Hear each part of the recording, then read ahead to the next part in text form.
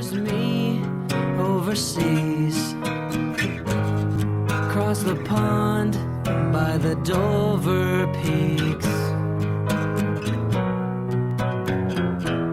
I've smuggled myself into new nationality.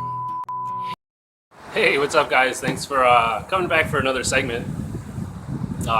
As always, I'm connecting to you from halfway around the world, and so it's a little bit funny. So I probably just made like a 3-minute video, or I thought I did, but I just hit the picture button and I took a picture of myself, and I was not recording video. So let's try this again.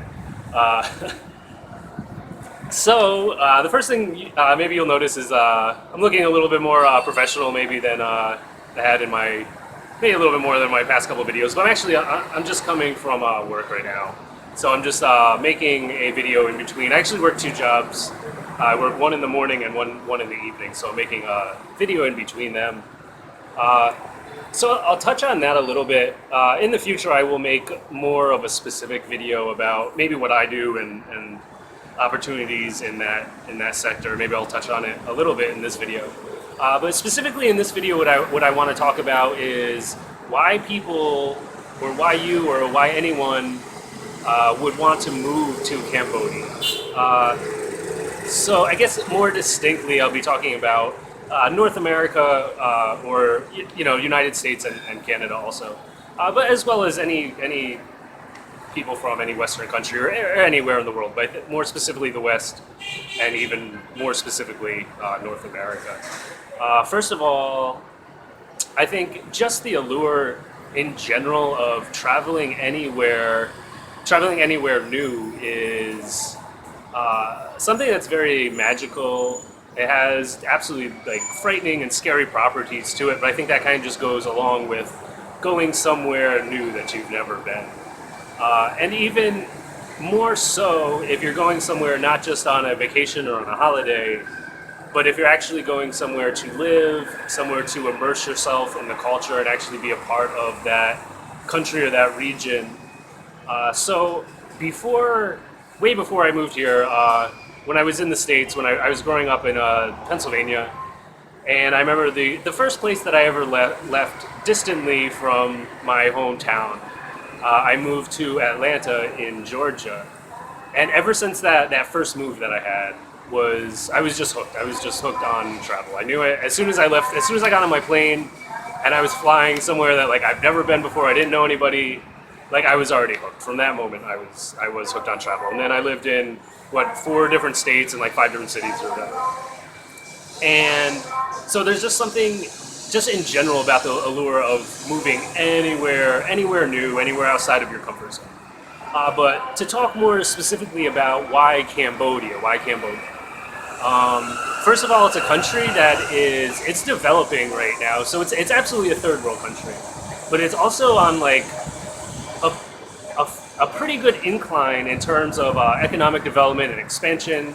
Here, I can show you, I don't know how well you will be able to see everything, but if you look around just at the skyline a little bit, you see a lot of buildings. And what we're also seeing, if you see all these like buildings that have the green mesh on them, what those buildings are, those are buildings that are currently under construction.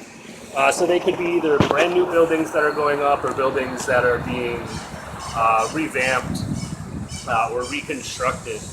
And it's just a direct observation of the progress and the advancement that is currently going on. So with that, like any country that is developing steadily, it obviously is somewhere with potential for someone who wants to move here or anywhere.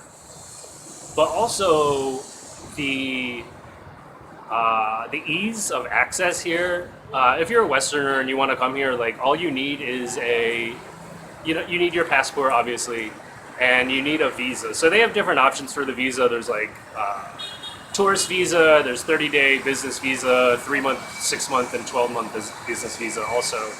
But you can just collect those directly from your access point. So generally it's going to be at the airport here in Phnom Penh. You can also get them, I know, from some bus stations if you happen to be, I think, in Thailand or Vietnam, and you were coming in at the at the land entries, you can also get your visa. I flew in though, so I have a little bit more knowledge about that. But so it's ease of access. You just come in, you pay for your visa, and you're in. And like, if we look at alternatively at like a country maybe like Vietnam, if you want to travel to Vietnam, it's a little bit more of a hassle. I know this a few years back. I went to Vietnam, but you have to kind of pre-register for your visa and get like approved to the Vietnamese government. If you don't do that, you just try to fly like from the USA to Vietnam. There's like absolutely a chance that when you get there, they're just going to turn you around and send you back to the US. So it's a lot easier to get in here. Everything here is really, really cheap. I shouldn't say everything, but the majority of products, goods, and services here are exponentially less than what you would be expected to pay for them in the US or North America.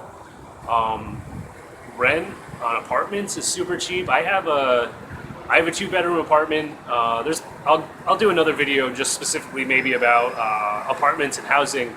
But I pay less than $200 a month. Like with all of my bills included, I pay maybe $200 a month. It's a good size 2-bedroom apartment. I don't know the square feet, but it's got to be at least 750, 800 square feet. It's slightly smaller than my apartment I think was in California, but just ever so slightly smaller maybe, and it's fully furnished. And it's just one example of how inexpensive things are here. Food is super inexpensive, especially if you go to. They have a lot of like markets where like outside markets, and they just have like all types of fruits, vegetables, meats, spices, as well as other goods that you want to buy, whatever flip-flops or whatever. But if you go to these markets and you buy your food, like last time I went last week, I spent somewhere between $12 and $15. I don't remember exactly how much I spent, but I got enough like actual food to last me a week. Now I did supplement that by going to, they have like markets and like kind of like grocery stores that you can go to where you can buy like more like Western style food. So I supplemented that with like with some like snacks and like little goodies and like different drinks and stuff. So for those, even like you're still paying less than you'd pay for stuff in the West on some things. A lot of things, if they have to be like imported from like the US or something, they might actually be a little bit more here, just because of they're being imported. So obviously there's going to be taxes and the cost of transporting the goods. And yeah, so most things are going to be cheaper. Also, another thing that's weird, I guess. Again, because they're imported, I guess, they all have to be imported, but our vehicles. Vehicles are more expensive here than in the US. And not just a little bit, they're significantly more. Like I would say close to double, at least 35, 40% more. At minimum, probably realistically like 60 or 70% more. Also, so those are contributing factors of why in general maybe you'd want to come here on vacation. You can save money or spend less than maybe if you went to somewhere in Europe or other parts of Asia. But also the ease of getting a job. So there's not a lot of regulation here. As of right now, it's very, very easy to get employment here, depending on what you want to do. But if you want to do something like teach English, which is essentially is what I do. Like I said, I have 2 jobs. I'll get into that in another video. But if you want to come here, like it's relatively easy to snag a English teaching job, especially if you are a native speaker of English from America. Like I'll get into it's a little bit more detailed than that, but generally speaking, it's relatively easy. And you can make like a good amount of money doing it. Like you could come here and like literally just get a job teaching English, and you'll be like in the standards of this country, like easily like middle class, like upper middle class, like in your standing.